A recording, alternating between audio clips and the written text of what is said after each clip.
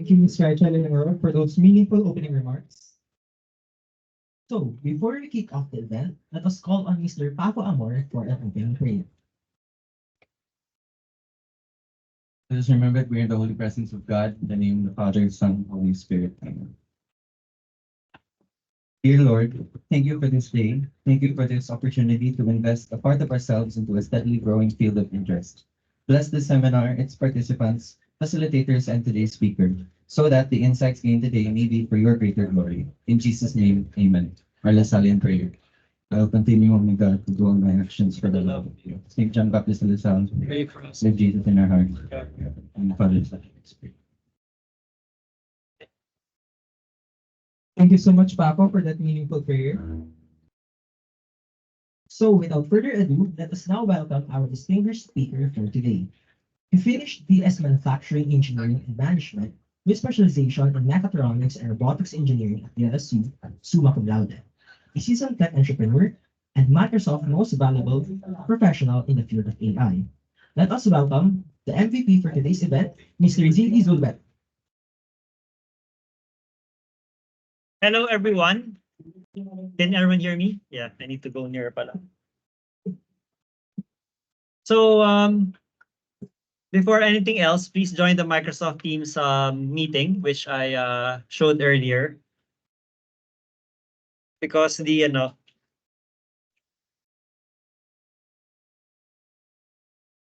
because this is a big room and our screen is very small. So first of all, good afternoon, everyone. I'm really excited to give this talk to you guys. I mean, obviously at the back there's there's some noise at the back wherein they're playing games. Apparently, you guys aren't here to play games, but you're here to learn about OpenAI. No, so I commend you for that.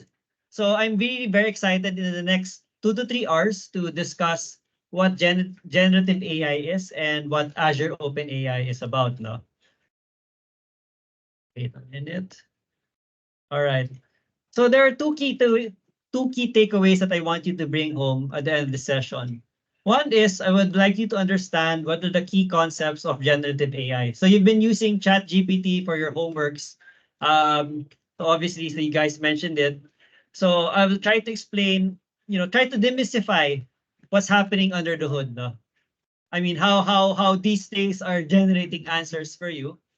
And then from there, we'll introduce you to Azure OpenAI and the AI Studio and also Microsoft Copilot 365.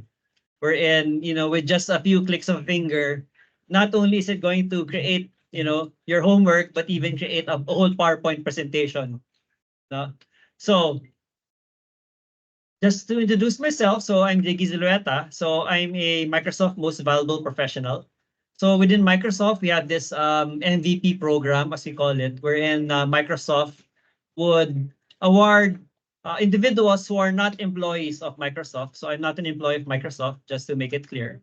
So they award individuals who are experts in their field. So in the field of AI, well, the MVP program is around 3,100 in the world. So I'm one of the few. But in the field of AI, we're only 110. And in the Philippines, I'm the only one. So in the Philippines, there are around 8 MVPs. And as you know, Microsoft has a whole lot of stack of technologies. So in the field of AI, I'm the only person in that as an MVP. So I have 8 Microsoft certifications. I practically do a lot of things. Among them, I do architecture, cloud AI and cloud architecture consulting and implementations. I do development as well. And I also provide corporate trainings and speaking engagements, which I'm doing for you today. So I'm going to be providing content for LinkedIn. So for those who know about LinkedIn Learning, wherein you attend those courses there and you get a LinkedIn badge. So I will be providing eventually content there within LinkedIn. And I also write for the Philippine Star with regards to AI. And then I'd like everyone to, I'm inviting everyone to join this LinkedIn group. So I don't have Facebook. I don't have a Facebook group. I have a LinkedIn group rather. So the LinkedIn group is called Azure AI Philippines. And there, if you want any questions, if you need consultations on your thesis, you need mentorship or training, that's where I post all the stuff. So if you want to ask questions, join that, and then you ask your questions there. So it's a group that I'm maintaining and I'm trying to grow. And so yeah, so please join this public group, Azure AI Philippines. Okay, so what is the agenda for today's lecture? First is we'll discuss what generative AI is and its evolution, and then from there we'll discuss what a large language model is. So that's what's practically running your Chat GPT, and then from there we'll try to demystify how it really works now, how you're messaging it and then it's generating answers for you. And then from there, I'll discuss a little bit what prompt engineering is, and then what retrieval augmented generation is about. So I'll try to explain it in layman's term, and then in the Q&A, feel free to ask questions after. And then from there, for those who have attended my machine learning course, in which without any Python code, you're able to create your own machine learning model. So with this one, without doing any coding in Python, you're going to be creating your own chat GPT with your own data. So I will try to teach that to you using a low code, no code scenario wherein you've never even developed anything with just a few, drags of a few clicks, and then you'll be able to create your own. And then from there, I'll do a demo as well of Microsoft Copilot 365. So I'll explain what that is about later. Okay, and then we'll do some questions and answers. Okay. So what is generative AI and how it's evolving now? So artificial intelligence is not a new concept. My thesis with Dr. Dadios, wherein it got published in the IEEE, is actually AI as well. That was 20 years ago, more than 10 years ago already. Yeah, nearly 25 years already, and it was AI already. We were using computer vision at the time, but it has been there since 1956. So it is a field of computer science wherein you try to create intelligent machines to replicate or exceed human intelligence. And from there, around 1997, machine learning was developed. So it's actually a subset of AI wherein machines will try to learn from existing data and then from there improve upon that data to make decisions or predictions. So for example, even with Tesla wasn't even born yet, we were already trying to do self-driving cars back then. But the problem, well, it's not even a car. It was a self-driving, what do you call this? Robot, a small robot there in the floor trying to drive, self-drive itself among obstacles using machine vision. The problem back then, and the reason why probably, Tesla was born much later was because processing power was very slow at that time. So my thesis on computer vision was using a Pentium 200 megahertz server, which at that time was state of the art. No, right now our phones can even run faster than a 200 megahertz server back in the day. And then you have deep learning, wherein it's a machine learning technique wherein using neural networks, it will try to process data and make decisions. So when you hear about neural networks, it's like the brain, wherein there's a lot of imagine the brain having a lot of neurons. So that's what AI is trying to replicate the human brain. And then from here around 2021, so just recently, 3 years ago, when Microsoft invested in OpenAI, we were trying to do something called generative AI, wherein you can create new written, visual, and auditory content given prompts or existing data. So what are the applications of generative AI? So in the office setting, even on the school setting, with Microsoft Copilot 365, you can create PowerPoint presentations. So with just a few prompts, it will create a PowerPoint presentation for you. So later I'll show you that, okay, make a slide, make a PowerPoint presentation on generative AI. It will create one for you. Okay. I'll show you as well how it can, create and summarize Outlook emails. Because what's happening right now is you're going to make an email, you're going to cut and paste it, and then put it in Chat GPT, get the result, and then cut and paste it back. But the thing is, it doesn't, look at all your Outlook emails, for example, in a business setting, or your Gmail. So let's say, for example, that, we've been conversing for the past 6 months on a specific topic. It will not summarize the email for you.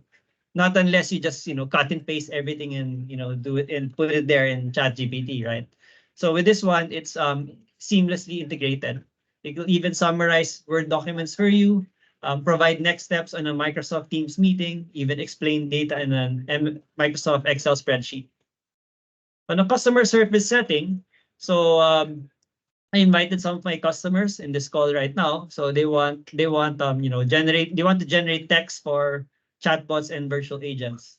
So for example, let's say you have a government agency in which you want to ask questions about the law or about your benefits. Let's say SSS.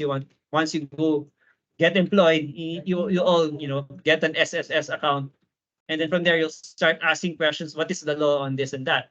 So instead of searching the internet, you can just ask a virtual agent to answer questions for you with regards to their data. In education, so curriculums, making exams, translating text, and software development. I'm pretty sure, has anyone used GitHub Copilot here? Yeah. So it'll help you create code, perform unit tests, and even create test data. So if you create code, you need to create all these test data. You can even have, ChatGPT create those test data for you. And then I've pretty much you've seen this already, wherein you can create art, you can create music, and just recently with Sora, you can create videos. Has anyone seen that? The latest from OpenAI, right? Fantastic. And then from there, for manufacturing, you can design new drugs and materials, and security, we can detect fraud and cybersecurity hacks. So back in the day, when you deploy in AI, you need to it was really complicated, no? So for example, in this slide here, a little bit of the laser pointer. For me to do an object detection, so this is what I did. What I did with my thesis 20 years ago.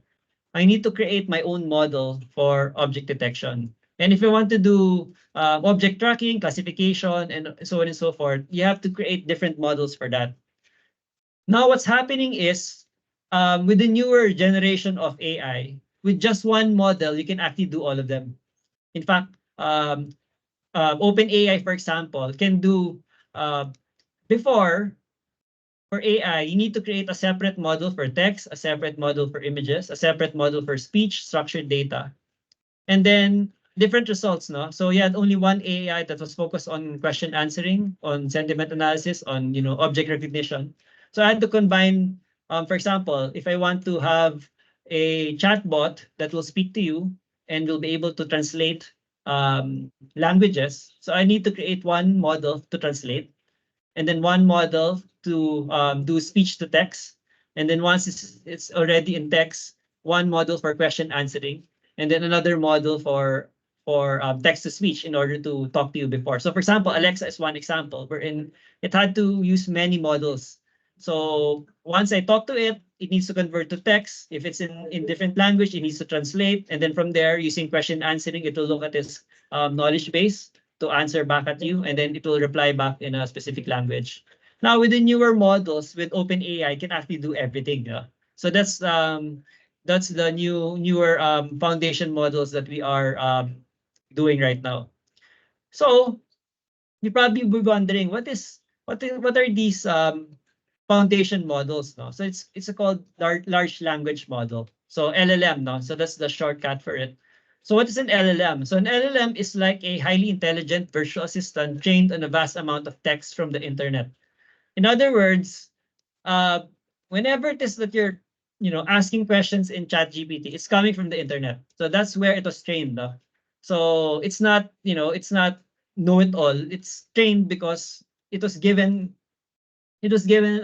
information from the internet. But you need to see what date it was trained on. So for example, GPT 3.5 was around September 2021, if I'm not mistaken. So anything newer than that, the system will not know. So whenever you're using these systems, you need to understand the model and what date it was currently trained on. No? So one example would be, so input, I review, this movie sucks, the sentiment is negative. So review, I love this movie, the sentiment. So you put that in an LLM, it will provide a response of positive. No? LLMs are actually a lot. It's not only ChatGPT that you are aware of. So this slide, it may probably be, I tried to update the slide, as current as it can, but probably in the next 2 weeks, this might be outdated. So that's how fast the technology is, moving right now. So GPT is currently GPT 3.5 when, everyone got, what do you call this? Stuck with, everyone got in love with GPT, with ChatGPT. That was GPT 3.5. So they have 175 billion parameters. Imagine that all of these, neural networks. Our brain, by the way, is around 2 trillion. So the GPT models are far from our human brain. No? It's still far. But the question is, well, there's a separate discussion in that. We're actually not using 100% of our brain to begin with. If we were using 100%, I mean, even Einstein, they say, was not even using 100%. From like I read an article back in the day, like he was just using 8 to 9% of the brain, and he was already that, that intelligent. No? So no one can use 100% of the brain. But whatever the case, GPT only has 175 billion parameters, much less than what a human brain can do. And then GPT-4 came into the picture, so they're not disclosing anymore how many parameters they have. But these two, no, GPT 3.5 and 4, were using OpenAI.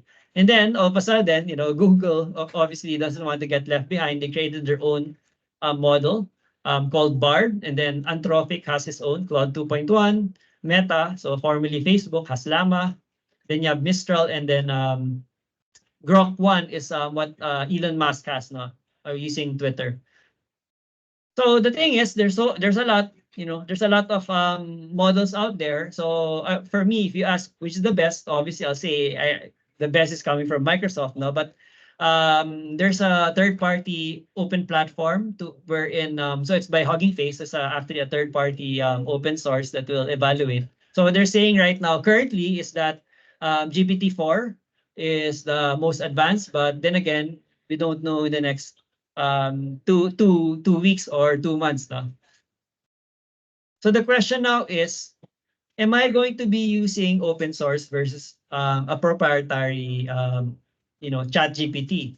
So it really depends on your business use case. But for me, no, if you look at it, okay, open source, it's really available. You can get the code and you can create your own. Okay. For proprietary, it's you need to pay a license to use it, no? But the thing is, if you're using an open source, you need the hardware and the expertise to run it. In other words, let's say you download the code, you need to have a high-powered server. I mean, every time you do a prompt in ChatGPT, there's some processing that's happening at the back end, right? It's not coming for free. Well, you're not paying for it, but somebody's incurring the cost right now. So Microsoft Azure are the servers in which OpenAI is currently hosted in. So every time you ask questions in ChatGPT, there's a server out there, somewhere out there in the world, that's a Microsoft Azure server that's running the show, no? But if you have it on an open source, you need to have your own hardware for that. So as to how high powered that hardware is, it's in the hundreds of gigabytes of RAM. Okay, so it's not going to be very easy or it's going to be inexpensive for you. And of course, the integration. So with Microsoft, for example, we try to keep it as open as possible with other technologies. But of course, with open source, it's really more open, no? But of course, with open source, the implementation will be slower because you need to learn how to, develop from scratch. While with ChatGPT, for example, I mean, GPT is not, it's not open source, it's proprietary. We're not opening our models in terms of what's happening in the back end. I'll try to explain what is happening, but not fully because they will not, it's a guarded secret. But at least if you want to implement, there are a lot of APIs available already, in which I'll show you later in the pretty latter part of the slide. Wherein once you create a model with just a few clicks of a finger, you can practically create your own chat GPT with just a few API calls. Okay. And then obviously for companies, a lot of this is coming in the last part, no? The security, the quality control, and updates and maintenance. If you're in an open source, you're left on your own.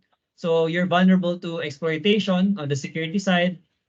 Quality control will vary based on the community that the open source model is and the updates done by the community.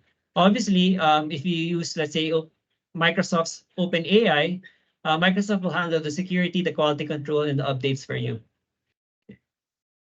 So how does large LLM, no? So how does large language models work? Okay. So in general, it actually uses machine learning algorithms. So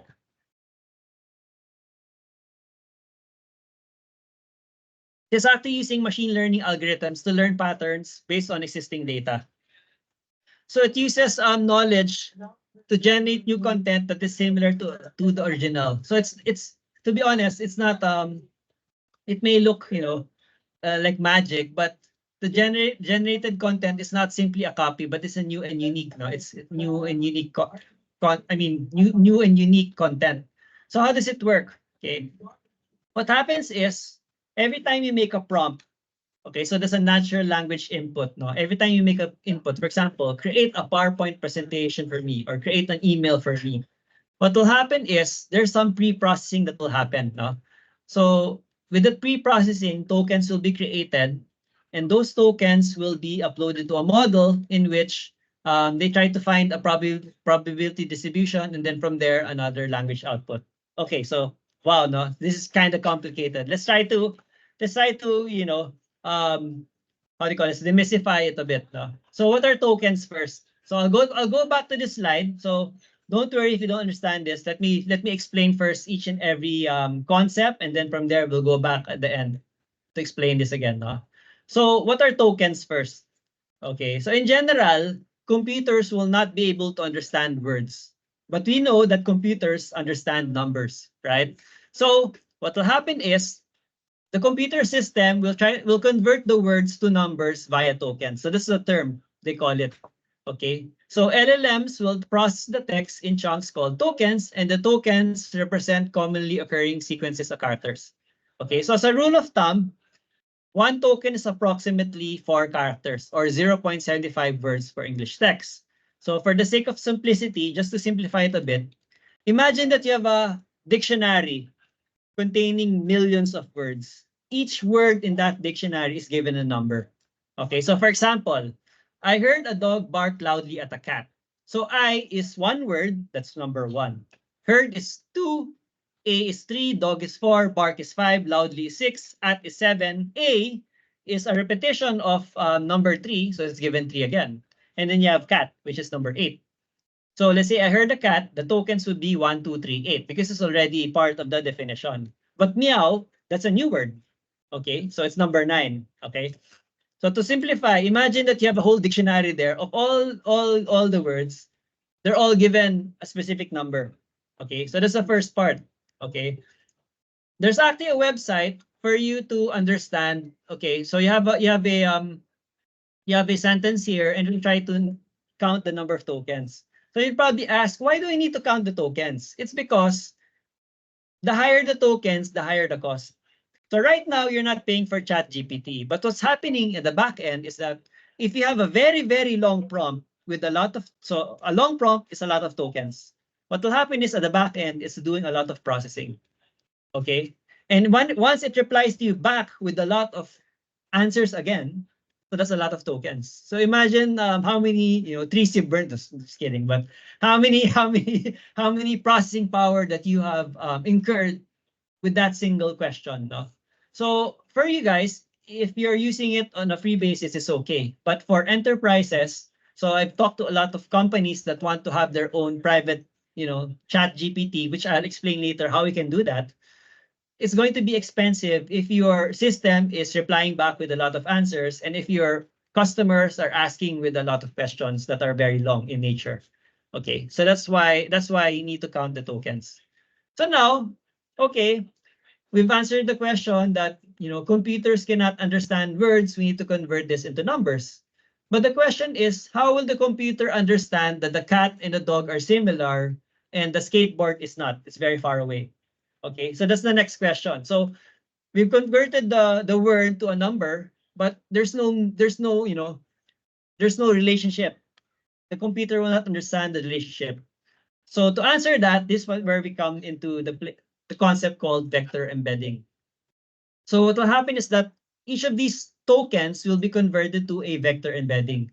Okay, so just try to follow me in this, no? So vector embeddings are a way of representing words or data as vectors. Okay, so this allows generative AI models to understand the relationships between different pieces of data. So let's try to explain this a bit, no? Imagine in this example, a dog and a cat are pretty much the same. So in the vector space, imagine this is a 3D space. The dog and cat are near each other because they are, yeah, I mean, they're similar. Similarly, bark and meow are far from the dog and the cat, but they're near each other because they're actions. Okay, but the skateboard is very far away. So now let's say you make a prompt asking about a turtle. It will find out that the turtle is somewhat near dog and cat.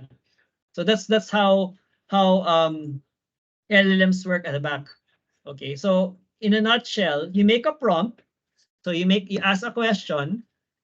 That question is converted to a token into numbers, and then those numbers are converted into vectors, in which using those vectors. So imagine you have this. So imagine this is a 0, 0, right? There's a vector. Imagine that this is a line here. There's a vector here, so it's far away. The turtle was found to be similar here in this area using trigonometry. So, for those who probably have nightmares in trigonometry, we use the cosine similarity. So imagine you have two vectors. If it's very far apart, 90 degrees, that's but if it's near, closer, it's one very far apart, -1. So that's where trigonometry probably be wondering, why am I studying this? Now we're actually using it in action at the back end. So that's how it's really working. Okay. So in general, when you make a natural language input, it's converted into numbers called tokens. Those tokens are entered into the model, and then using vector embeddings and cosine similarity, it will try to find the nearest, closest, similarity using a probability distribution. And then from there, it will process back a result. So that's how LLMs, I hope it tries to demystify a bit how LLMs work at the background. Okay. So, but the question is, what are the limitations? So what are the limitations when it comes to LLMs? The first one is that, as I mentioned earlier, it may be outdated. So every time you create a model, or you use a model rather, you need to see what date it was trained on. So GPT 3.5 was trained on latter part of 2021. GPT 4, to be honest, I'm not sure when. No? And the most important is for customer enterprises, they don't know their internal knowledge. So for example, Samsung or Apple, they have, confidential data that they do not want to upload in the internet. Just one note here. Every time, so at least since you're students, it's fine, no? But once you start working in the business setting, every time you upload something online in ChatGPT, you're practically sending it to the public. You're sharing your data to the public. So that's something that you cannot do for a business setting. That's why Samsung and Apple banned it, because there was a time wherein Samsung engineers are uploading their code in ChatGPT to see if there are any bugs. Little did they know that those confidential code that they were using, they have for Samsung, was being shared to the internet, to the public. So that's why Samsung banned it. But of course, eventually companies still need it, no? So that's where Azure will come into play, because you'll have your own chat GPT, wherein you can ask questions about your own data, and you're sure that your data is not shared anywhere, no? So how do you incorporate domain knowledge? So domain knowledge is your own data. Let's say you're in a company setting, you want to put your data inside ChatGPT so that it does not share to the public. So there are actually three ways to do it now. One would be on prompt engineering. So we'll explain what that is. The second one would be through retrieval augmented generation. We call it RAG. Wherein, based on your data, the model will learn new facts on your data, but it's only temporary. Okay, so what's happening here is that you're uploading your data, but you're not putting it directly in the large language models. It's only learning it temporarily till, and then fine tuning. That's the last part, which we will not discuss. So today I'll discuss prompt engineering and RAG. Fine-tuning, I will not discuss because it's creating your own LLM, which is going to be more expensive. You need to have your own servers and all of that stuff. So we'll not, discuss that in today's topic. So what is prompt engineering? To be honest, I don't like to use this term because it tries to make things, very complicated. Um, it's like, oh, when you hear prompt engineering, I don't want to use ChatGPT anymore because I'm not a prompt engineer, and so on and so forth. No, so for those who don't know what a prompt is, so let me explain. So a prompt is a specific instruction or query given to the model to generate a response or complete a task. So this where every time you ask a question or create a solve this homework for me and all of that, that's a prompt, right? So prompt engineering refers to the process of designing, refining, and optimizing prompts to achieve specific desired outcomes. In general, I try to explain to people that communication is key. Let's not talk about AI now first, no. Without AI, for you to become successful in the workplace, you must be able to know how to communicate to people, right? In the workplace setting, everyone needs to know how to communicate. All right. So I mean, it can be communicating with your boss, or eventually, when you become a manager, communicating to your employees, to your people under you, to be able to train them and to, what do you call this, to inspire them to work for you. So communication is key. When you talk about prompt engineering, it's about communicating well to the AI tool. Imagine that ChatGPT or OpenAI is a 10-year-old. Imagine it's a 10-year-old. If you tell it, okay, create an email, the 10-year-old will not understand what email am I going to create. All right. You solve this, create a diet plan for me. But what kind of diet plan? So communication is key. So imagine that you're talking to a 10-year-old, but that 10-year-old can produce 1,000 experts. So that's the difference. Okay. So prompt, there are a lot of prompt techniques, no? It's going to be out of scope for this. There's even a lot of courses that offer this, and they're pretty expensive that I've seen here in the Philippines and elsewhere in the world. Just a few examples. Most of you are doing zero-shot prompting. So zero-shot prompting is providing a prompt that is not part of the training data to the model, but you want it to generate the result. So for example, you upload your homework there and try to solve it without you giving any examples. So that's zero-shot.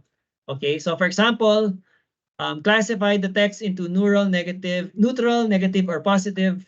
And the text is, I think the vacation is okay. What is the sentiment? You enter it in the LLM, it will provide an answer. The sentiment is neutral. So that's zero-shot, no? Same thing with whatever it is you're probably doing right now for your homework. That's zero-shot. You're not providing it examples. Then there's a few-shot prompting. So few-shot prompting, you fine-tune the model for specific tasks or domains with only a small amount of training data. So you call it few-shot examples. So for example, here, a watpu is a small furry animal native to Tanzania. An example of a sentence that uses the word watpu is, we were traveling in Africa and we saw these very cute watpus. So to do a fardoddle means to jump up and down really fast. So an example of a sentence that uses the word fardoddle is, and then the output would be, when you won the game, you all started to fardoddle in celebration. So what happened here? You provided it an example. Okay, so in this case, you provided one example, but you can provide 2 or 3 examples. No? But before I provide you a secret formula on prompting, let me try to explain first what a system prompt is and what a user prompt is. So what you're doing right now with ChatGPT is a user prompt. But you can actually, if you're a developer, you can actually prompt it differently. Okay, so the system prompt is where you practically tell the system how to answer questions. No? So this is where developers have access to the design system. So for example, I have a demo that I will show to you later, wherein it will ask questions based on SSS. So that's everyone that graduates and becomes an employee needs to go through that by law. So these are social security benefits, no? So I told the GPT that you are a friendly and professional assistant named best friend. So imagine here SSS. that answers in a brief manner, and you only answers with facts provided to you. So it asks clarifying questions to help the user ask a question, and you answer questions in the same language that you're asked the question. So you always include the source name for each fact you use in the response. You use square brackets to reference the source. For example, open close square brackets info1.txt. Don't combine sources, list each source separately, for example. So this is a system prompt, but you can actually apply this in a user prompt, no? So how do you do that? What's the formula? So these are the 6 things that you need to know when it comes to prompting. Okay, so what is the persona? Imagine that you are chatting and you need an expert resource. So for example, you need an expert computer engineer, or let's say you need to fix your washing machine, you need an expert technician, electrician. Okay, that's the persona. The context is the background. No? So bear with me, I'll give an example later. Context is the background. So what is the background that you need to solve here? Then the yellow one, task, is what is the actual thing that you wanted to do. Exemplar would be providing examples, and then green would be the format, and then pink would be the tone. So let's give an example. So in this prompt, you tell ChatGPT that you are a senior product marketing manager at Apple, and you have just unveiled the latest Apple Watch in collaboration with Omega, and received 15,000 pre-orders, which is 150% higher than target. Write an email to your boss, Tim Cook, sharing this positive news. The email should include a TLDR, too long didn't read section, a project background, why this product came into existence, business results section, quantifiable business metrics, and end with a section taking the product and engineering team. Use clear and concise language and write in a confident yet friendly tone. So what's happening here is that you provided a persona. Okay, you want ChatGPT to be a senior product marketing manager at Apple. So that's the persona. It can be that, okay, you wanted to, help it fix your washing machine. You tell that ChatGPT that you're an expert technician with more than 20 years experience. Okay, you need to put that. Okay, and then from here you put the context. So in this case, there was a recent unveiling and a launch of a product. Okay, and these are the orders, etc. So let's say if you want to have it fix a washing machine, you need to specify that, okay, my dryer is not working. There are some noises that I'm hearing at the back, and so on and so forth. You need to provide it context. And then from there, here's where the task will come in. No? So you write an email. So that's the task. What's the format? Email format. And then from there, you provided examples. Okay, in that email, I want you to have this section, a project background, business results section, etc. And then finally, you put the tone. What kind of email do you want? No. So actually with this 6, you don't need to, learn this prompt engineering. Hopefully you'll be able to get better results on your chat GPT. To be honest, you don't need to include everything, no? Just have the task, for example. So for example, just have you need to have a task in a context at the very least. Because if you have a task, let's say write an email. It's like, what kind of email am I gonna ChatGPT to, reply back to you? What kind of email am I gonna create, right? So the task most important, the next one would be context. So you provided at least a background on what that email will be about. Okay, and then obviously with the persona, the format, and exemplars, it will try to define it in a much deeper level for you. Okay. Now let's talk about RAG. No? So as mentioned earlier, you want prompt engineering. Let's say that for homework right now, you're practically doing prompt engineering. You're uploading your homework there. You're putting your data there, and then it's solving back based on what you provided. The thing is, this will not work. In my business scenario later, I'll show you that if you have company data that you want that the system to learn about, this where retrieval augmented generation will come in. Okay, so what is RAG? So in this example, so let's say we're in a company called Contoso Company. So the user asks a question: does my company perks cover underwater activities? And the system will reply back, yes, your company perks cover underwater activities such as scuba diving lessons. So what's happening at the back end is that the user, upon the question, there will be a document search that will happen. So there's a specific database that the system will try to look for the answer. And then that database will provide the answer into the LLM. And then from there, the chatbot will answer correctly.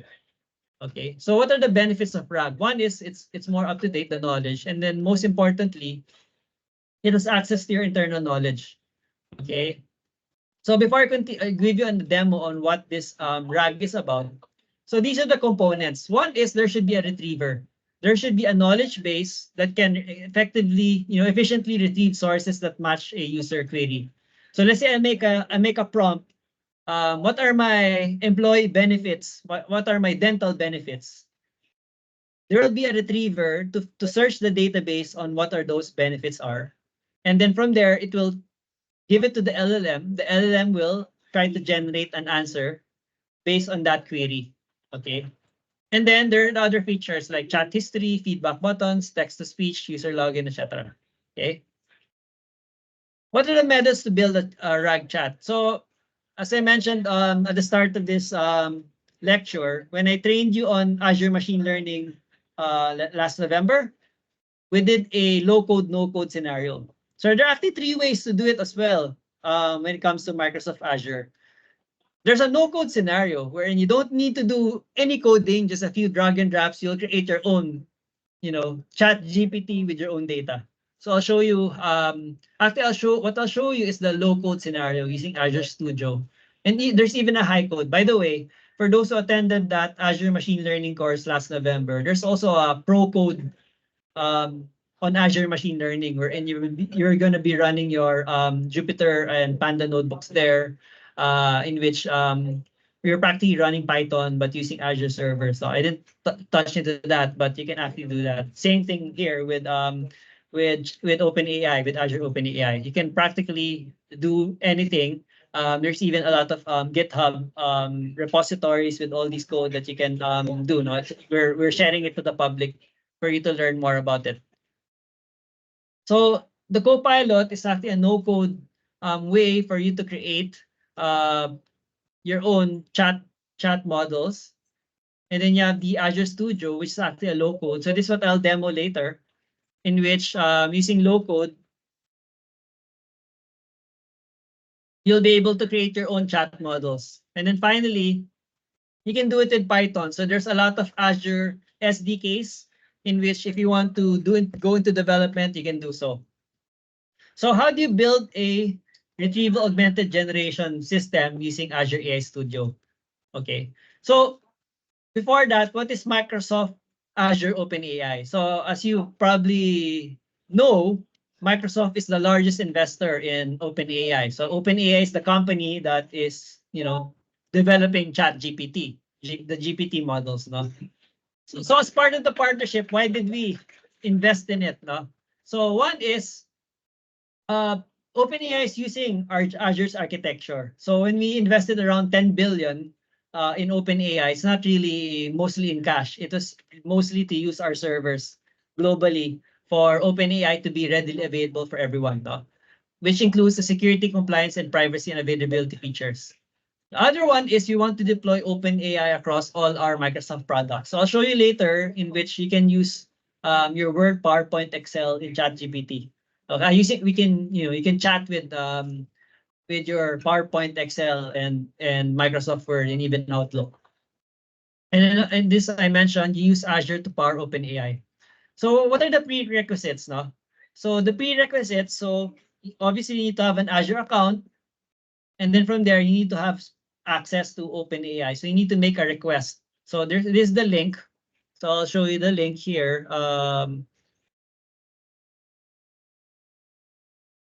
So this link, if you click on this link, oh, okay. If you click on this link, what will happen is you have request access to Azure OpenAI service. Okay, so you need to fill out this form in order for you to get access to the actual models, no?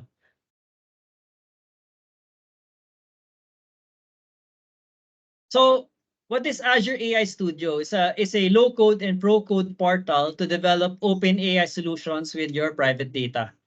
Okay, so before I give the demo, let's give a quick architecture overview on how this happens.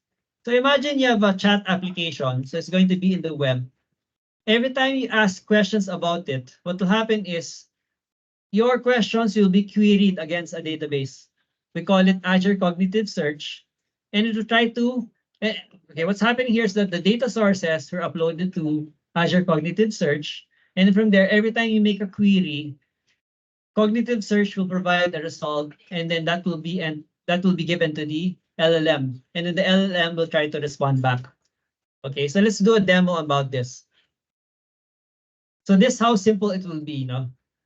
So as a background, so this is what Azure OpenAI, Azure AI Studio is. Not displaying anymore.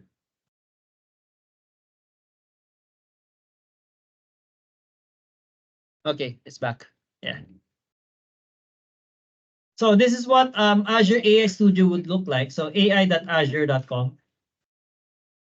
What I'd like you to want to note here is that if you explore, click on the Explore tab here. You can even actually use the open source. No? As I mentioned earlier, if you want to use open source, you need to have your own server. So what Azure is doing is that even if you want to do open source, let's say Meta or Hugging Face or Mistral, you can do so with Azure, but you're using the servers of Azure because even if you use these open source models, you still need all of these high-powered machines. So Azure will provide that for you. All you need to do is to pay the servers, that you're gonna rent out the servers for you. Okay. So what I'll do is I'll build a project here. So I'll call it SS project. So this is what it'll look like. As a background, before I provide this demo, the scenario here is that I was playing with, I'm looking for a company to do as a play around.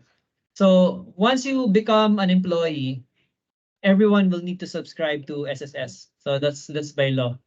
The thing is, if you look at it, SSS has a lot of these circulars. You want to be updated on the latest, info about SSS, you need to go through all of these things. Yeah. And obviously, I mean, as a normal citizen, it happens in government. No? All of these things, you don't have time to, learn it. And sometimes you need to have a lawyer to, understand them. Okay. So what I did was I uploaded some of these circulars in Azure. So I call it a storage account. So I uploaded them here in this certain folder. Okay. So I uploaded them here in this documents folder. So I provide an example. I even put in the law. So there's actually a segment here about the Social Security law.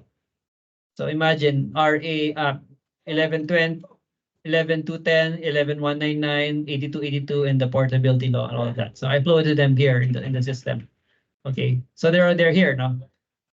So what I did was the first thing you need to do is, so if you recall in our previous discussion, these documents are all words. They all need to be converted into tokens, okay, and vectors. All right. So what I did was I created a simple Azure AI search service. So this will act as your database. So with this button here, import and vectorize data. Okay, so what will happen is, so this is the storage account, the SSS documents, and they're located in the document folder. Okay. I will I will compute the vectors for each one. So this will take around 30 minutes, but the result would be that, let me show you what the result would be. So it will create an index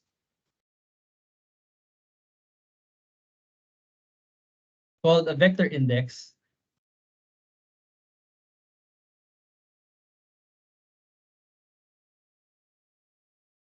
Okay. Internet is a little bit slow today, but bear with me. So let's search for all of the data here. So as you can see, so I'm doing search of all the data. As you can see here, there's the data. So I made a search for everything now. So let's search maternity benefit. Okay. So it will provide the result. Every time it's providing a result, you can see here that there's a vector column that's giving out there's a vector data. So that's actually, as I mentioned earlier, you have the token. The tokens are then converted to vectors. So the vectors is actually not three-dimensional. It's I forgot how long it is. It's around 100 plus, 170, or I need to get back to you on that. But this is a, yeah, we can find out here now. So it starts at number 57 and ends at around okay. So this is a very, very long vector. Okay. So it's a long vector. So that's the vector that I was telling you about. Okay. All of these yeah, so it's a very, so 1000 plus long apparently. I'm mistaken then. Long vector, no, and then this is the next one. Okay. In other words, when I um when I uploaded all the files here using the import and vectorize, all the data is now in vector form. Okay. So now, once I have the database all in vector form, I will now go to Azure AI Studio. Okay. Right now, okay, let me clear this chat and let me remove this data source. Right now, I have in this Azure AI Studio, I have my deployments here. So if first start the deployment, let's use a GPT 3.5 and a GPT-4 model. And then I'll use ADA for text embedding. So what this is about? So remember, you have a database with vectors. Now I need to have an application wherein every time I make a chat, these words are converted into vectors. And then as you recall in my previous discussion, you have the database with vectors, my input with vectors. Using cosine similarity, it will try to find the best result. Okay? So what's happening here is if I go to the playground right now, so I used, let's say, GPT-4 here, the deployment here in the right side. I'll make a query right now. So I am about to give birth. What are my maternity benefits? Okay, in this scenario, we have not yet connected SSS data into this. So when you ask it the question, it will not be able to respond. What is the Philippine law? Because it was not trained on your data. So as you notice, maternity benefits, so it's using internet data right now. Okay. Now I want to connect this data. So this, sorry, the SSS data which I uploaded earlier. Okay, I want to connect it to my Azure AI, to my OpenAI. So what I'll do is, there's a feature here called Add Your Data, and in the data source, I will choose this search service which I set up earlier. So I call this AI search resource, and the X index would be a vector index. So remember, this is the database of all your vector data on SSS information. Okay, so let's let it load a bit. All right. So here, vector, add vector to the search. And then, as I mentioned, you need a text embedding because every time you make a query, it has to be converted to a vector as well. Okay, so put in these options here. Click on next. My content would be the chunk. So as you recall here, let's go to the index so for you to see. In this vector, I make a search of everything. The data is the chunk. So this is the chunk. So this is the actual information, no? So that's the actual information. So the content is the chunk, the file name is the chunk ID, and so on and so forth. No? And then from here, I want to do semantic configure search. Okay, in AI, I need to understand a few concepts. One is there's a vector search, but the problem with vector search is it's very weak when it comes to searching for keywords. Let's say you want to search for a specific email or a specific number. So what's happening right now is the state of the art, as you call it, is hybrid and semantic. So vector is the lowest. You do vector plus keyword and then vector plus semantic, where it tries to find the latest similarities. No? So click on everything. So notice earlier, so from here, click save and close. So now it's now trained on your data. So notice earlier when I asked the question, what I'm about to give birth at what are my maternity benefits, it's not able to answer SSS data. So let's clear the chat and let's ask the question again. Okay. I am about to give birth. How long is my maternity leave?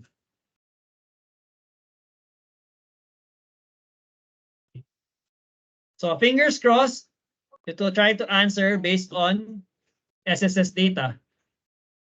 Okay. Okay, so from here, it now understands the Philippine law.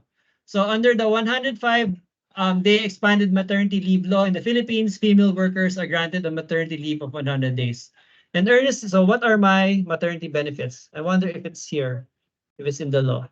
So from here, it will try to explain based on Philippine setting now because we put, hopefully I put it there in the database, but it's now supposed to provide an answer based on. So yeah, so there. So it's now responding based on Philippine data. So earlier, as you saw, it was answering practically just on what it knows from the public internet, but it didn't know SSS data. Now it's providing answers back. So as you can see here in this classic example, I just created a folder. I uploaded all the files there. I created a database wherein with just a few clicks of a finger in this database, I vectorized it. I imported and vectorized the data. And then from now, I connected it to my chat app. So how do you develop this? You probably say, oh, obviously, this this not the customer or the customer would look like. But what happened here is that you can view the code. Okay, click on the view code here. And this is where you need the pro code developer. So we're trying to democratize how you create the model. But on the front end, using API calls, so you can see here, this is an API call where we're sharing the API here. You can create a website for you to create, for SSS that actual thing, no? So this is an example that I created using that API call. So I made so there's what they call this? There's the API call. Now using Python, I created the website. Okay, we're in from here. I call it best friend.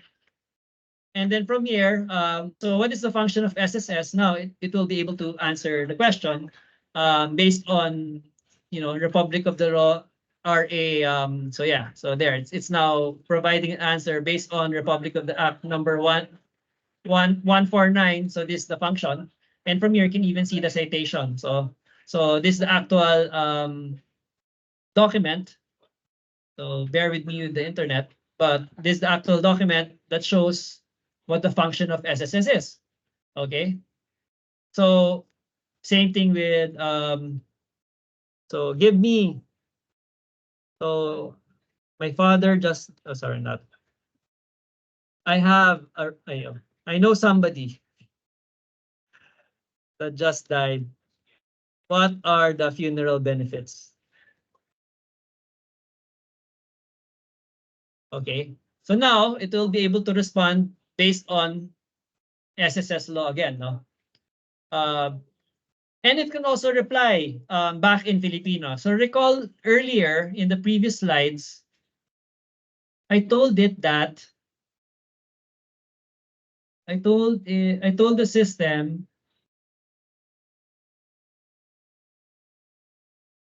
So your best friend, so this is name. I told it that if you are asking you're supposed to answer questions in the same language that you're asked the question.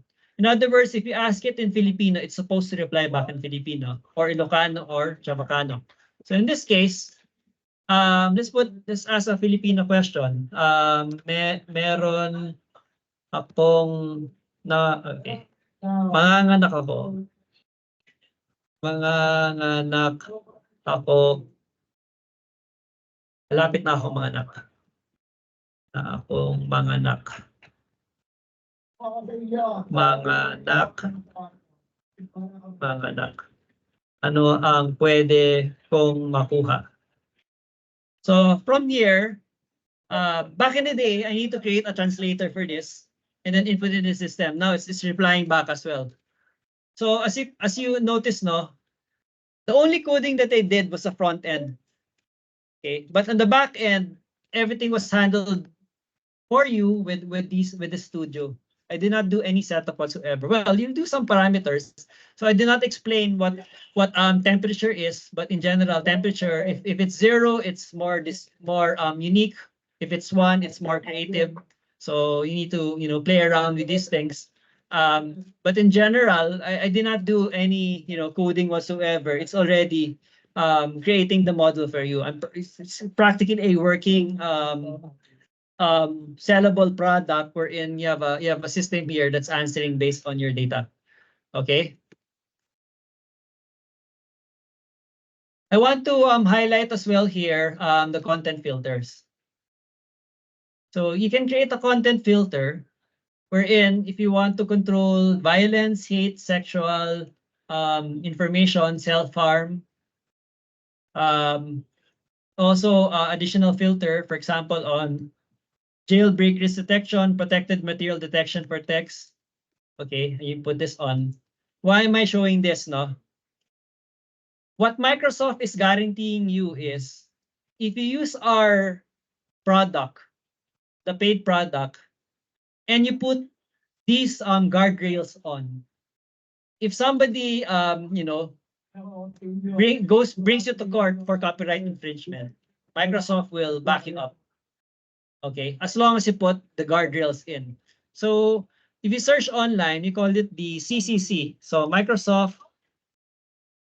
Copilot Copyright Commitment. Okay. In other words, what's happening is if you put the guardrails in place, we commit to help you with regards to copyright infringement. In other words, so yeah, no. So as long as you put these guardrails in place. So for example, what does protected material detection for text do, no? What will happen is if the result is based on copyright information, it will not show, it will not display, it will not bring it out, no?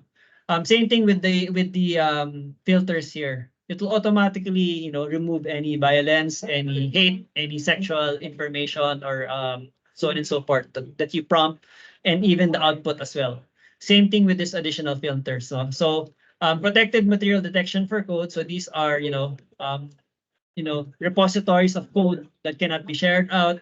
Protected material detection for text would be all these song lyrics, articles, recipes, and select web content, and so on and so forth. Now, so I just want to highlight that out.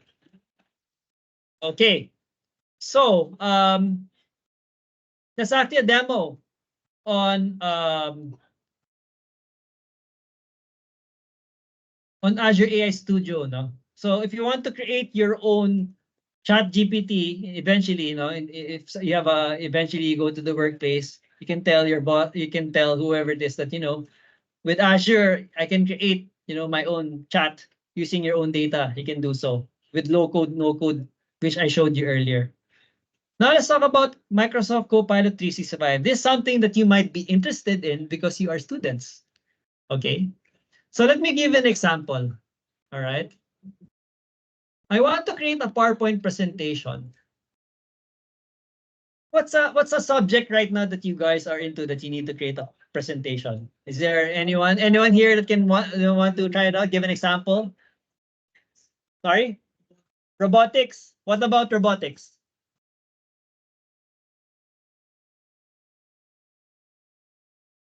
Okay. Okay. So, okay. What we'll do is, guys, I hope you're in the Teams meeting so that you see what's gonna happen. So this is Microsoft Copilot. I created a presentation. This is from scratch. Okay. What I'll do is create a presentation. So what happens here is that we need to create first a presentation on robotics. And then from there, we'll ask it, create a slide on whatever it is that you need. Okay.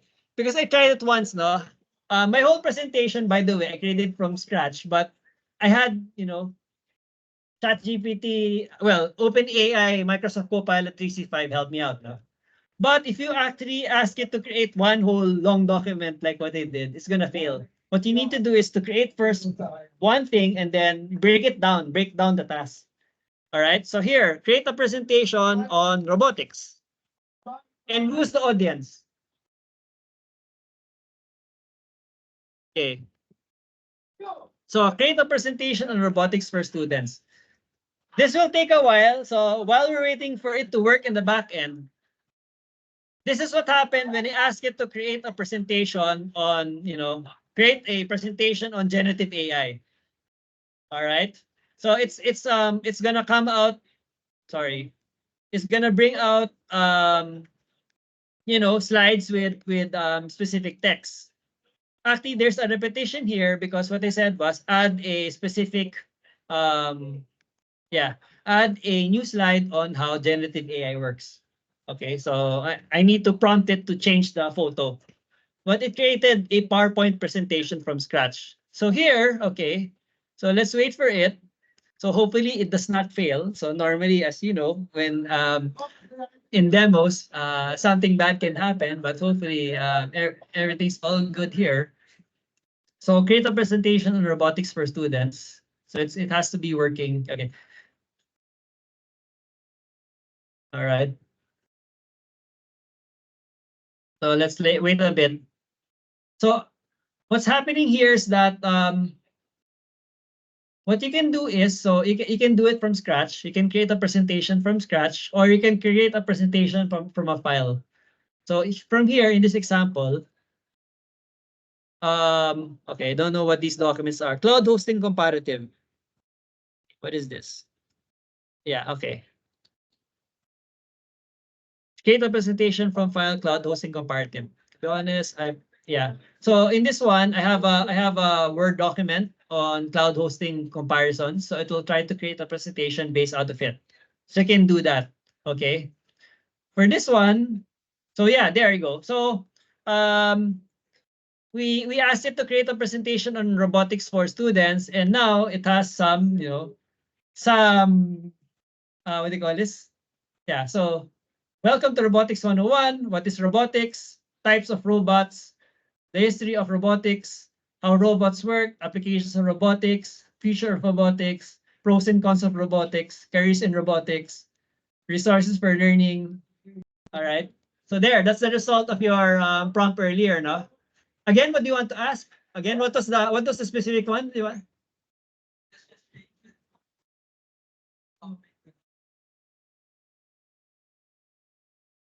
Elementary rotation matrices. Okay. Wow. Okay. So I wonder where am I going to put that here. So yeah, I'll just put here add a slide on elementary. Sorry, elementary what? Elementary rotation matrices. Okay, interesting. So as you can see, no, um, it not only creates the presentation, even the graphics it will create for you. All right. By the way, if you want to subscribe to this, it's around 1,000 pesos a month. So not bad, right? So well, it might be expensive for some, but yeah, I mean, you get this technology. So we're trying to match Chat GPT Pro, because if you're using the Chat GPT Pro version, it's $20. Okay, so Microsoft is matching that, but you can create presentations like this, for example. So we're talking about just what do you call this? What do you call talking about PowerPoint. So that's one example. You can also, on a business setting, you can do, for example, email. Okay, so in this case, I have an email here. So by the way, I have an upcoming Microsoft there's a global AI bootcamp wherein I'm inviting everyone on March 7. It's going to be in the Microsoft office in Makati. So in this scenario, I have Pio and Nikki here, in which we have been emailing for quite a while. And in Microsoft Copilot is going to summarize for you what is the email. So that's something as well that the normal chat GPT will not do. So imagine that in a workplace setting, you have a lengthy email that you've been passing around with a lot of people, and from here, okay, you and PO are organizing a global AI bootcamp in the Philippines on March 4 to 8. You have requested to book the Microsoft room for an event. And then Tara confirmed the reservation. Nikki has confirmed the room booking, and then in which you can order pizza and donuts. No, so it's going to summarize emails for you. It can even create a reply. So if I'm going to reply here, so reply. Okay, I will reply using Copilot. It will even coach you how to reply back. Okay, so based on the information that's provided. So in this case, okay, yeah. So this pretty much using Chat GPT technology. So create an email thanking Nikki for booking the room. No, so from here, generate is gonna create an email for you. Okay, and then from there, just keep it, and then you click on send. That's what's gonna happen now. So that's on the Outlook end. Even on the Microsoft Teams, for example, I just recently had a what do you call this? Even the past what do you call this? The past all my chats with JC McCallis, for example, it will summarize everything that you've been chatting with him, no? So that's pretty much how Microsoft Copilot 365 will help in the workplace by creating all of these emails for you, these PowerPoint presentations, even Word documents, no?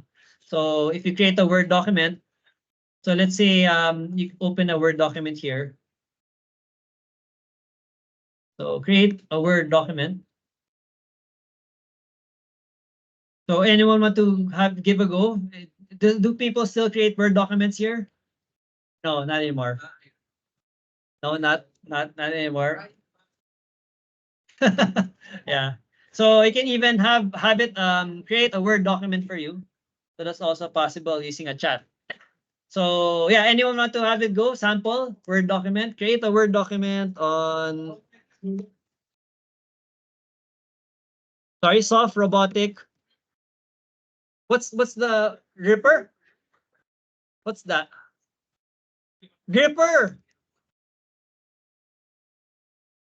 Is that double P or double?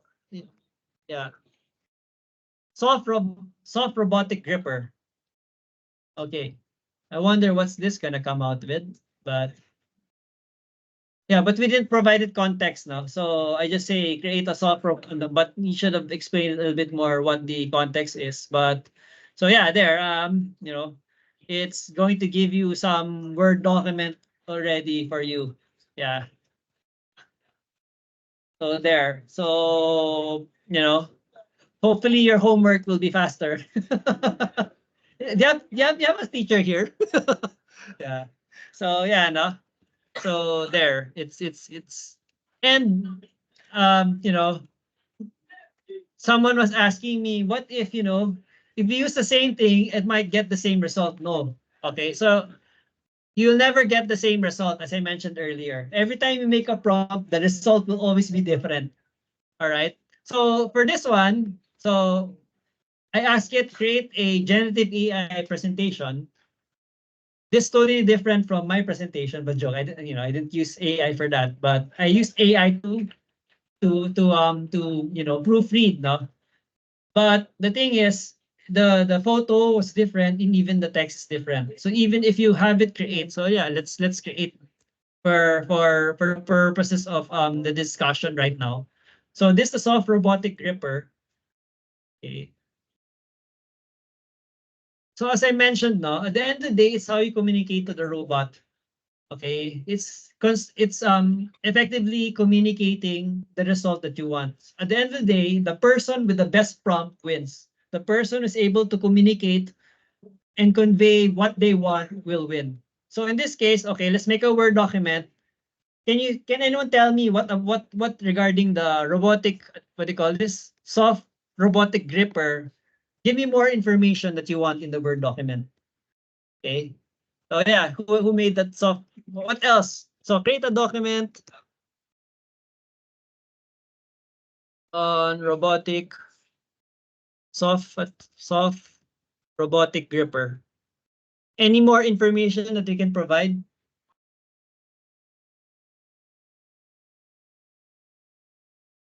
Explain the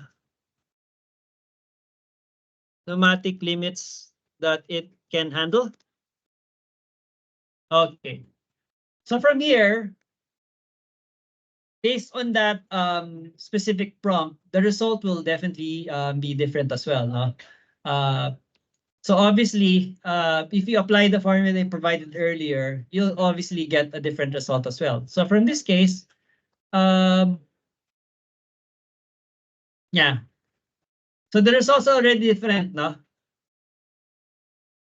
Even to be honest, even if you put in the if you don't put in the additional information earlier, the result will all be different. So yeah, okay. So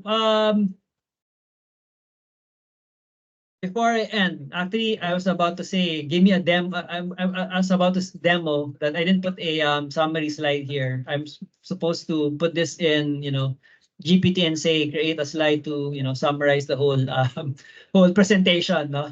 But you guys get the drift on what exactly we're talking about here. So there, this summarizes our discussion on OpenAI. So to summarize, no, what did we talk about? One was that generative AI is a new field, and you need to understand tokens and vector embedding. So tokens is in general converting these words into numbers, and then embeddings would convert these numbers into actual vectors.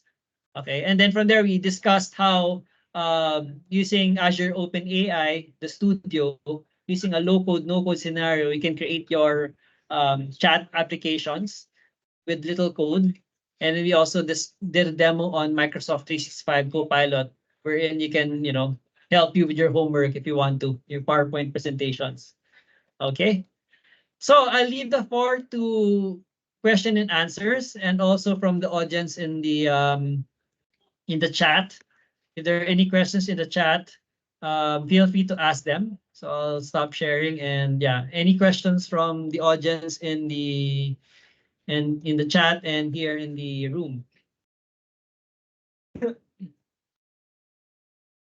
Yeah, don't be shy. Any questions?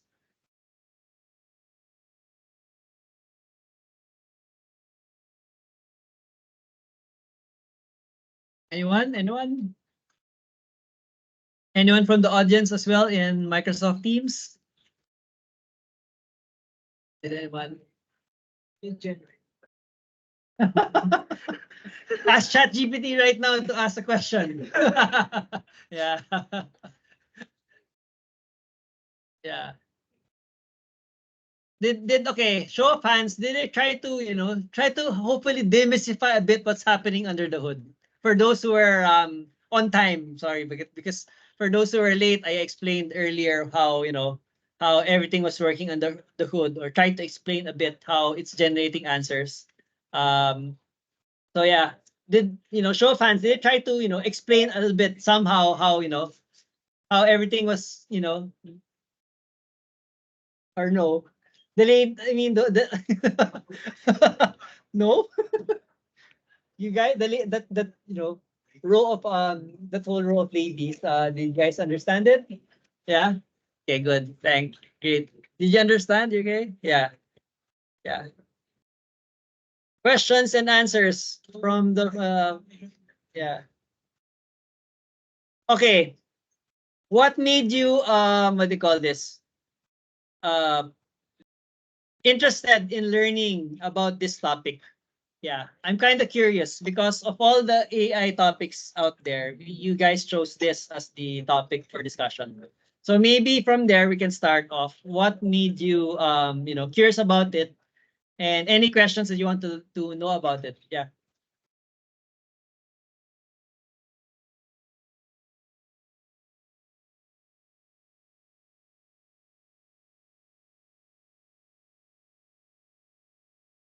Anyone? Anyone? Or maybe you have a specific, thesis idea that you want to use using OpenAI. We can also discuss it. So here's the time.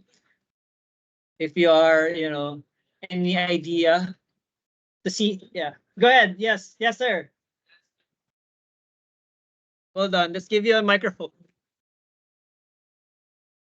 Yeah, that microphone there.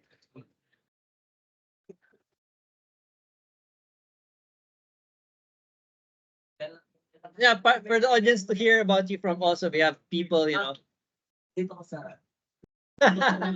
go ahead. Sige, go ahead and just repeat the question. No need, no need. Sige. No need, go ahead. What's the question? Yeah.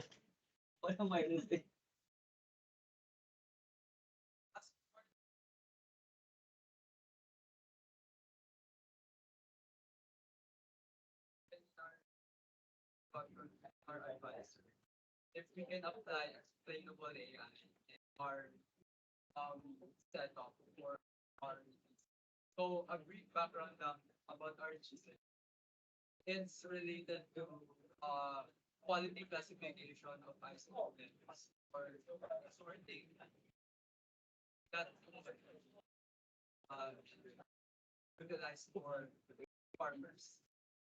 So I guess I would like to know how explainable AI comes into play in regards to be given to those stakeholders in that form. Okay. So for me to understand a little bit more to explain it to people who are here in Microsoft Teams. So you have a project wherein you're trying to see the defects in lettuce, is it? Yes. About quality uh, of the lettuce. The quality of the lettuce. All right. Okay. So back in the day, that's a computer vision problem. So actually I did this demo for EC students like 3 weeks ago. Wherein using a low code, no code, I uploaded photos there. And then I trained it on what is a good lettuce and what's a bad lettuce. So that's computer vision. But the thing is with OpenAI, you can actually do that as well. You can actually do the whole model. What will happen is I did not touch into because what we did with OpenAI in my demo was only using text. But you know for the fact that in OpenAI, you can also use images. Okay, so what should happen is using Azure OpenAI Vision, you will upload all your images there in the system, and it will try to detect what's a good lettuce and a bad lettuce, and it will try to explain why it's a good lettuce and a bad lettuce. Okay, so that's the difference now. Because again, before you need computer vision for that. Now with OpenAI, it's all encompassing. So I did not actually I did a demo. Instead of SSS, I did a demo on a house. Okay, on a house. So I put well, you guys are pretty my microphone, yeah, okay. So you guys are pretty young, but you don't probably do not search for, condos to rent or houses to buy. But there's this website, for example. Let me give you an example now. So let me share again my screen.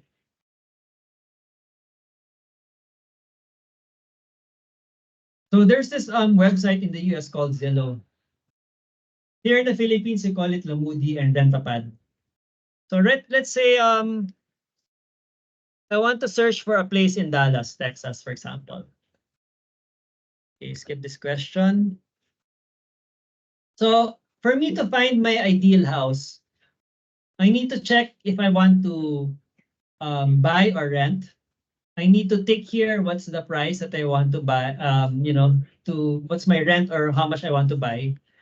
I need to input here, if it's a 4 bedroom, a 2 bathroom, and then the houses, if it's a house townhouse, no.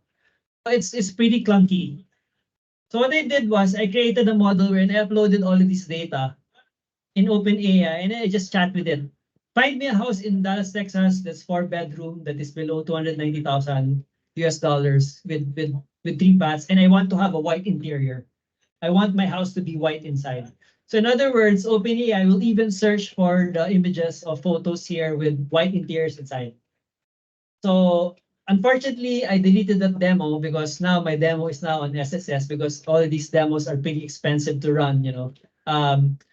But what will happen is it's even looking at images. So what will happen here is that what I'll do is I take a photo of my dream house that's color white.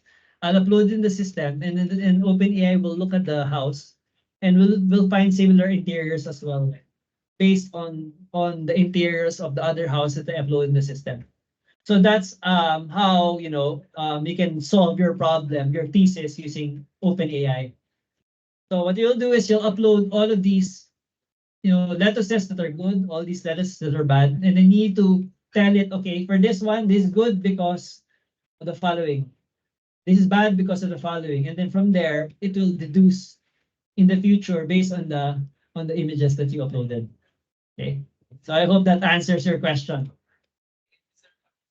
Yes. Any more? Any more thesis questions or questions on implementing? Yes, ma'am.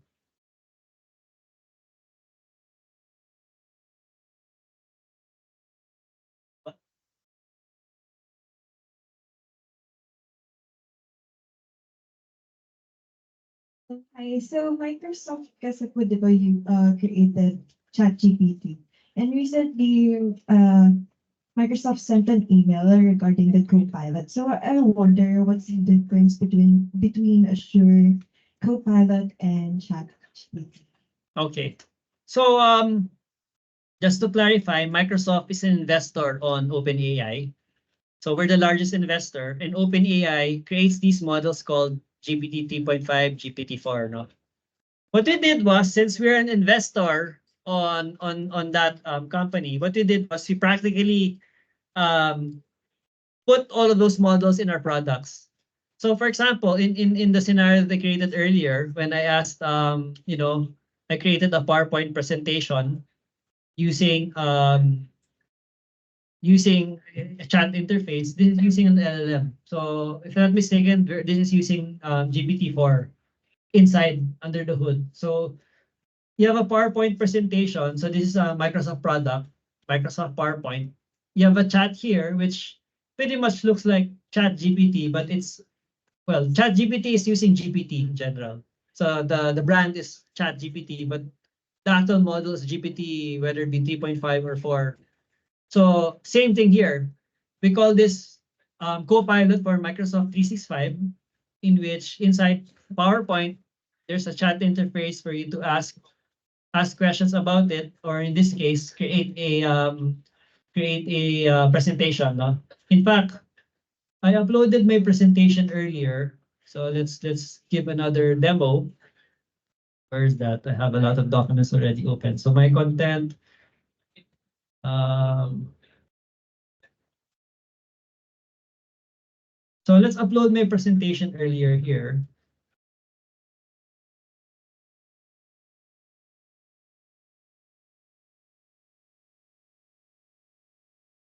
Documents.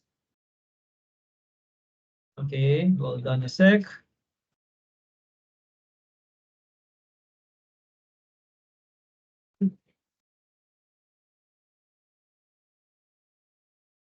So this is the document earlier, no? So this the PowerPoint that I provided earlier. I upload it in my OneDrive. And what will happen is, oh, it's gonna take a while. What will happen is I can even ask it to summarize the whole presentation. And what's happening is it's using the models of OpenAI. Um, so that's why we invested in the first place. So it's actually our products are not only what they call this are not only Microsoft 365 of other products like Microsoft Dynamics for customer service. So we're in your call center agents. Previously, they need to go through all of these cases. Now you have a chat GPT-like interface inside that where it will summarize all the cases for you and then provide answers on how to solve a customer issue based on the company's knowledge base on how to solve, how to frequently ask questions.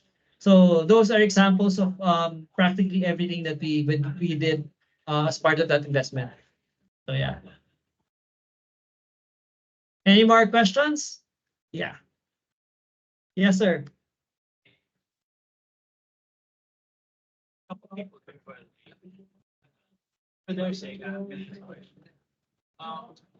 So for the whole thing, hold on, we'll give you the microphone. Maybe you want to go to the microphone? Yeah. Ayun, more wire.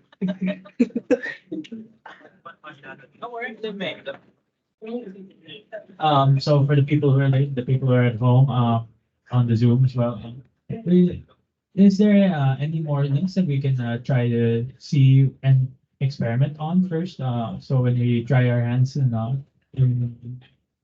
generative AI. Okay. Good question. So did you attend the course on machine learning last November? Last November, the Azure, the machine learning. Yeah. Yeah. So once you create your free account, you can also have access to OpenAI, but you need to request for access on it. Oh, the free account's listed as student account. Yes, Yeah, that one. Yeah. So you have credits there. You can request for an OpenAI, access to it, and then from there, uh, what we can do is if you're really interested, I can set up a Microsoft Teams to set up for you how we do this now, what I showed earlier. So it's actually creating a storage for you to upload some documents, and then to import and vectorize it, and then you plug it in the studio, and then from there you can chat with your data. So that's one example. Or really depends on what kind of thing that you really want to play on. It's really depends on that, no? So yeah, that's how you can play with it. And we also have GitHub repositories.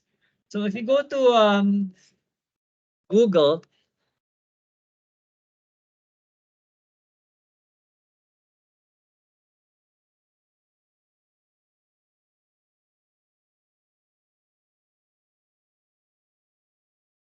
so we recently had a hackathon within Microsoft wherein you can create AI chat app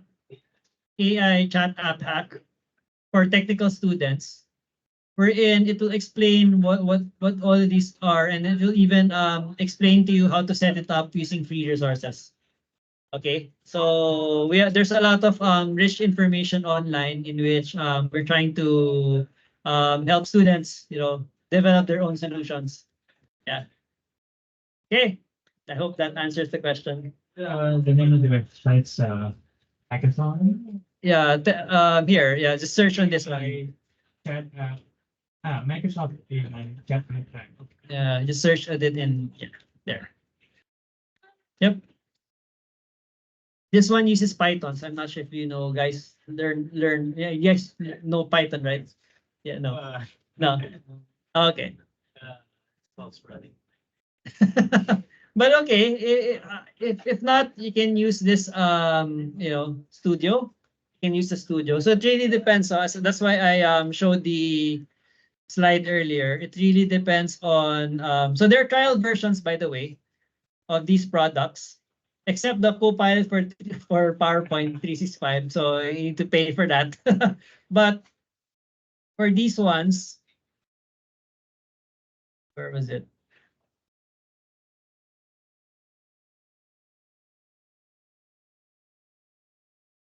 So for this one, there for the Python actually, when I did this one,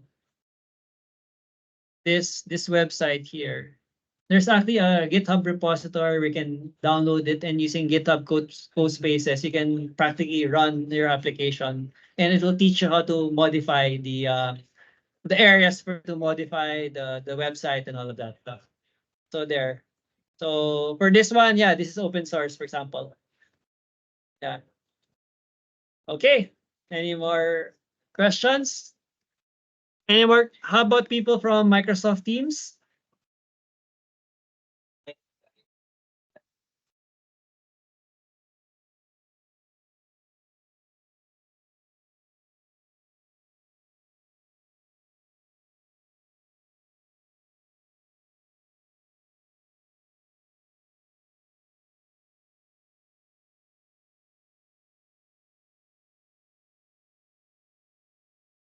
Yep. Any more questions from the audience?